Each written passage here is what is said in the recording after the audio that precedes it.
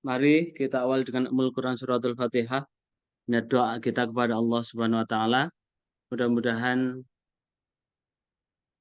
bersemuka kita atau tatap muka melalui maya kita ini ada interaksi yang manfaat dan barokah buat kita. Tapi saya minta tolong kameranya dinyalakan. Sekali lagi minta tolong kameranya dinyalakan. Sekali lagi semuanya kameranya dinyalakan ya. Dengan Ummul Quran Suratul Fatihah mudah-mudahan Allah membimbing kita dengan kebenaran, dengan iman, dengan Islam, dengan ihsan, sehingga iman, Islam, dan ihsan kita terpancar dalam kepribadian kita menuju keselamatan dan ridha Allah fi dunya hatta akhirah. Al-Fatihah. A'udzubillahi minasyaitonirrajim. Bismillahirrahmanirrahim. Alhamdulillahirabbil alamin arrahmanirrahim maliki yaumiddin. Iyyaka na'budu wa iyyaka nasta'in shiratal mustaqim shiratal ladzina an'amta 'alaihim ghairil maghdubi 'alaihim waladdallin. Amin. Kalau saya share screen, ini saya share screen ya. Kalau saya share screen, hari ini kita masuk materi kedua. Materi kedua ini berarti memahami posisi dan fungsi toharoh. Dalam hal ini berkaitan dengan wudhu, mandi, jinabat, tayamum, tafsir Al-Quran surah Al-Ma'idah ayat 6. Sekali lagi, tafsir Al-Quran surah Al-Ma'idah ayat 6. Maka kalau tafsir Al-Ma'idah ayat 6, ini yang kemarin sudah kita surah Al-Ma'idah ayat 6 ya. Al-Quran surah Al-Ma'idah bukan Al-An'am. Al-Quran surah Al-Ma'idah, Al-Ma'idah, Al-Quran surah Al-Ma'idah. Al-Ma'idah ayat 6. Di Al-Quran surah Al-Ma'idah ini Allah sudah sangat amat jelas. Di sini Allah menegaskan a'udzubillahi minasyaitonirrajim. Ya ayyuhalladzina amanu idza kumtum ila sholati fawsilu wujuhakum wa aydikum ilal marafiq famsahu bi ru'usikum wa arjulakum ilal ka'bain wa in kuntum junuban fattahharu wa in kuntum marda aw ala safarin aw jaa ahadun minkum minal ghaid aw lamastum nisa'i falam tajidu ma'an fatayammu sa'idan thayyiba famsahu bi wujuhikum wa aydikum minhu ma yuridullahu yaj'alaikum min haraji walaki yuridu liyutahhirakum wa yutimma ni'matahu alaikum la'allakum tashkurun. Ayat ini sangat amat jelas bahwa Allah mengawali panggilannya ini dengan ya ayyuhalladzina amanu, hai orang-orang yang beriman.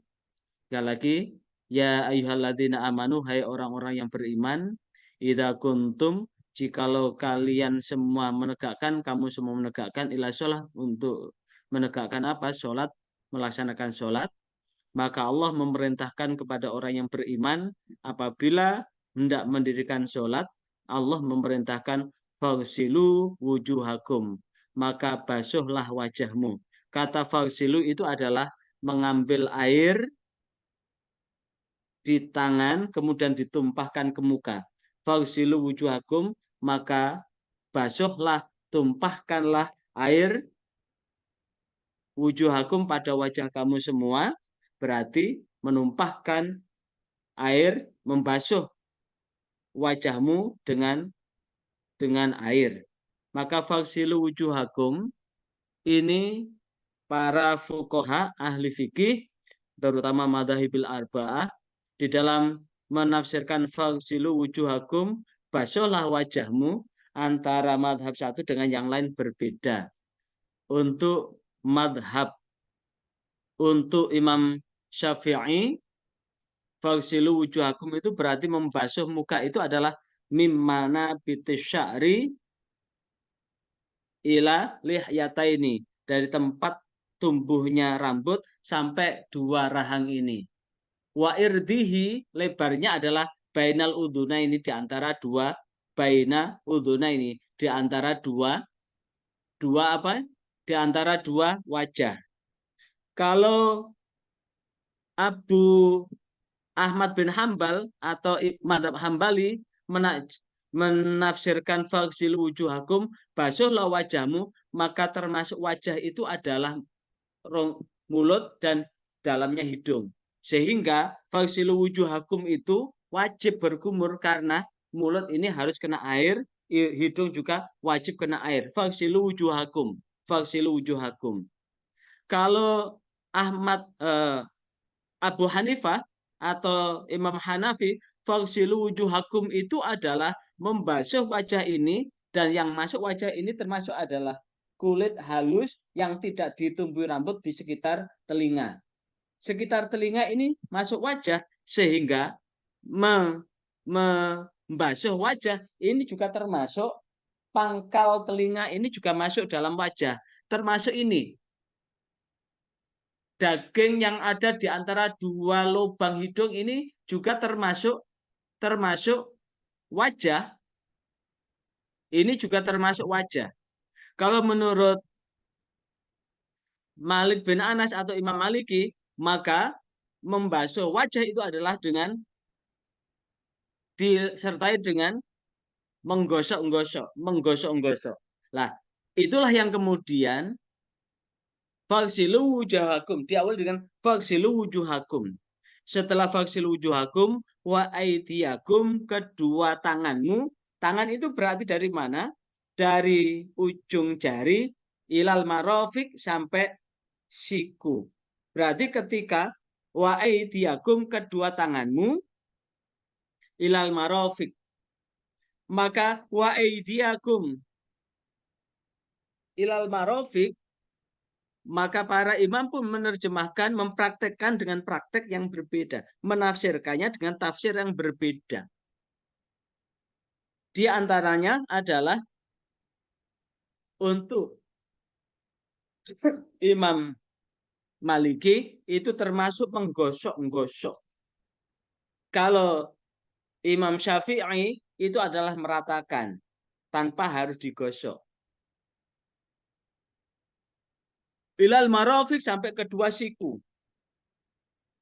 Kemudian yang ketiga adalah wamsahu biru'usikum. Kata wamsahu, mengusap, itu adalah ambil air, ditumpahkan airnya. Sekali lagi, ambil air dan ditumpahkan airnya. Setelah itu diusapkan. Nah, faksilu wujuhakum, usaplah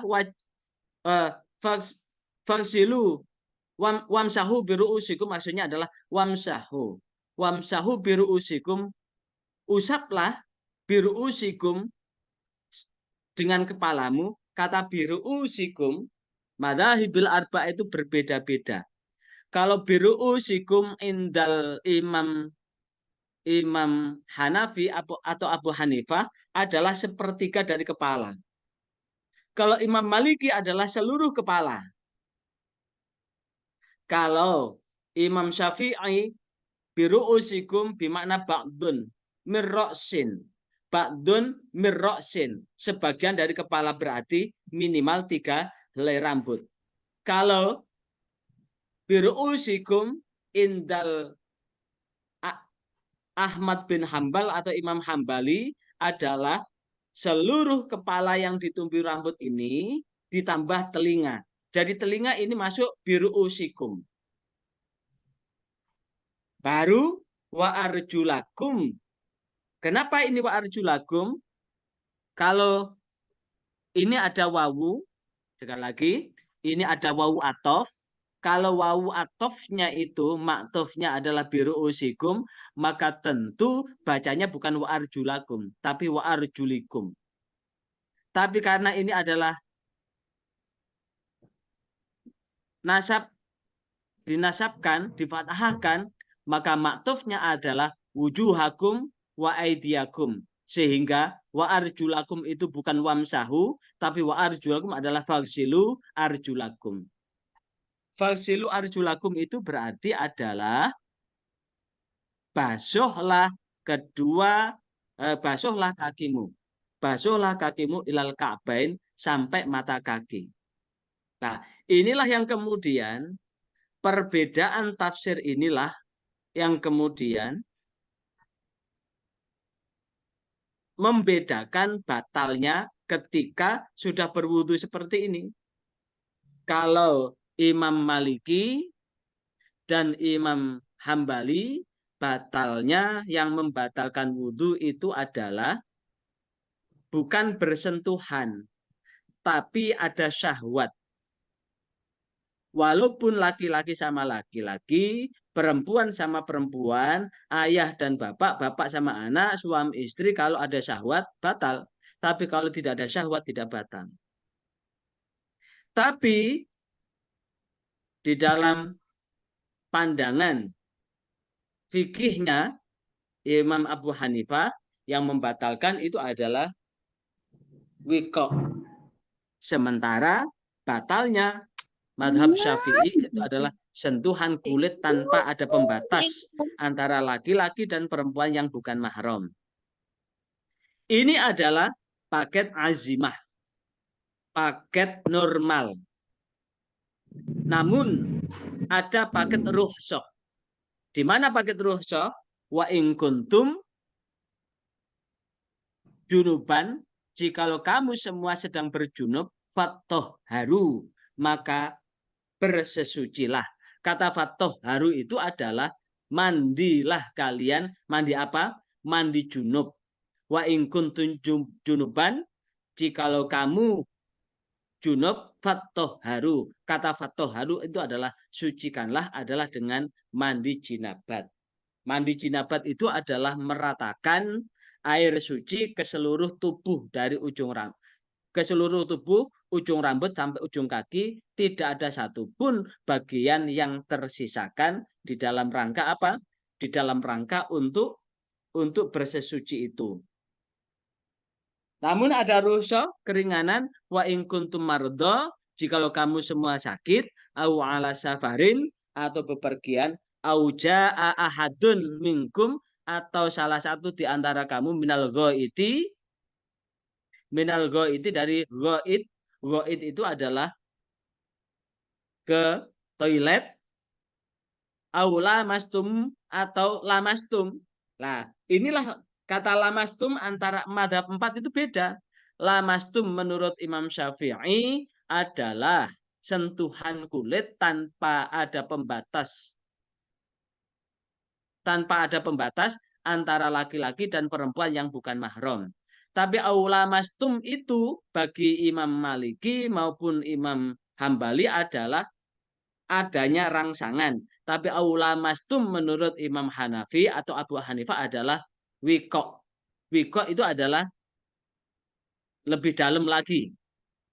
Aulamastum, jikalau kamu semua lamastum, lamisa, anisa pada perempuan, falam tajidu, maka kamu semua tidak mendapatkan ma'an air, maka disitulah disebutkan fatayammamu, tayamumlah kalian dan dengan debu thayyiban yang suci. Caranya bagaimana? Famsahu, usaplah biwujuhikum wajahmu wa aidikum dan tanganmu. Maka antara wudhu dan jinabat itu adalah sama, yaitu mengusap debu yang suci, wajah dan kedua tangan. Nah, inilah yang kemudian Allah menghendaki ma yuridullah, apa yang Allah kehendaki. Allah itu ma yuridullah, Allah tidak menginginkan liyaja'ala menjadikan alaikum pada kamu min haraj, pada kesulitan. Artinya apa? Jikalau kita berkesulitan untuk mendapatkan air, maka di situ bagaimana mengganti wudhu kita? Maka ganti wudhunya adalah dengan tayamum. Jikalau kita kesulitan untuk berjinabat, maka menggantinya juga dengan tayamum. Fatayammamu. Tayamum itu bisa tayamumnya wudhu, bisa tayamum itu bisa tayamum untuk mensucikan dari hadas kecil, tayamum juga bisa mensucikan dari hadas besar. Mana? Tujuannya adalah liyaja'ala alaikum min haraj. Karena Allah tidak menghendaki kita kesulitan. Walaki yuridu litahhirakum, dan Allah menginginkan bagaimana kita semua ini bisa suci. Suci ini kita bisa menegakkan sholat, apakah ada air atau tidak ada air, kita ini tetap bisa melaksanakan ibadah, khususnya ibadah sholat. Semuanya adalah liyutimma ni'matahu, Allah menyempurnakan nikmatnya alaikum kepada kamu semua, pada kita semua, la'allakum tashkurun, sehingga kita bisa menjadi hamba-hamba Allah yang bersyukur. Menawa ora sira kabeh tashkurun padha syukur kabeh sira kabeh. Nah, maka inilah yang kemudian di ketentuan ini sesungguhnya bahwa hal-hal yang paling prinsip utama, pesan utama di dalam bersuci ini adalah menandakan bahwa di dalam memulai sebuah kebaikan, maka Allah menginginkan kita suci. Bersesuci ini adalah membersihkan jasad kita dari hadas, membersihkan jasad kita dari kotoran, sehingga kita menghadap Allah dengan jiwa yang bersih. Jiwa yang bersih itulah yang kemudian di dalam rangka menunjukkan dan mewujudkan keberlanjutan ubudiyah kita. Allah menciptakan manusia ini dalam bersih suci, maka bersih suci itulah yang kemudian mendatangi Allah dengan kesucian. Hasilnya adalah menghasilkan jiwa yang suci, pribadi yang suci, yang mana di mana sholat yang kita kerjakan adalah dimulai dengan takbiratul ihram, mengagungkan Allah Subhanahu wa taala, kemudian ada gerakan, ada bacaan yang keseluruhan adalah mengagungkan dan mensucikan Allah, mengagungkan, memuji dan mensucikan Allah, yang keseluruhan itu adalah tetap mengagungkan Allah. Tapi akhirnya apa? Salam, taslim. Salam itu adalah menebar kedamaian. Ini adalah menunjukkan bahwa prinsip utama dalam ubudiyah ini adalah dalam rangka apa? Menjadikan harkat dan martabat manusia ini tetap mulia di hadapan Allah dan mulia di hadapan makhluk-makhluknya Allah. Mulia di hadapan Allah menunjukkan kehadiran hati kita, hadirnya hati kita untuk menyembah Allah. Dan mulia di hadapan manusia adalah kita tetap menghargai hidup dan kehidupan di dalam diri kita, dan hidup dan kehidupan pada orang lain, sehingga di situ namanya ada salam. Salam itu intinya adalah Assalamualaikum warahmatullahi wabarakatuh. Salam sejahtera buat kamu semua. Assalamualaikum, salam sejahtera bagi kamu semua. Warahmatullahi, mudah-mudahan Allah merahmatimu. Wabarakatuh, Allah pula mudah-mudahan memberkahimu. Berarti ketika kita sudah salam sejahtera buat kamu, berarti ada janji di dalam diri kita, kita tidak akan menyakiti mereka. Kemudian warahmatullah, kita mengembangkan kasih sayang kita. Rahman, rahmat Allah yang terpancarkan di dalam sanubari kita untuk kita pancarkan. Wabarakatuh itu adalah ziyadatul birri wal khair, bertambahnya kebajikan dan kebaikan. Ziyadatul sakinah wa sa'adah, bertambahnya ketenangan dan kebahagiaan. Nah, itulah substansi pesan-pesan di dalam landasan kita untuk melakukan toharoh ini. Dari sini ada yang ditanyakan, silahkan. Saya kira cukup ya penjelasan materi saya, dan bagi saudara yang tidak masuk hari ini, nanti bisa menyimak pada video yang akan saya share nanti ya. Sekali lagi, bisa menyimak pada video yang akan saya share di grup nanti. Sekian. Subhanakallahumma wa bihamdika asyhadu an la ilaha illa anta astaghfiruka wa atubu ilaik. Bismillahirrahmanirrahim. Wal asr innal insana lafi khusr illal ladzina amanu wa 'amilus sholihati wa tawassaw bil haqqi wa tawassaw bis sabr. Saya kira itu. Walafu minkum. Wassalamualaikum warahmatullahi wabarakatuh.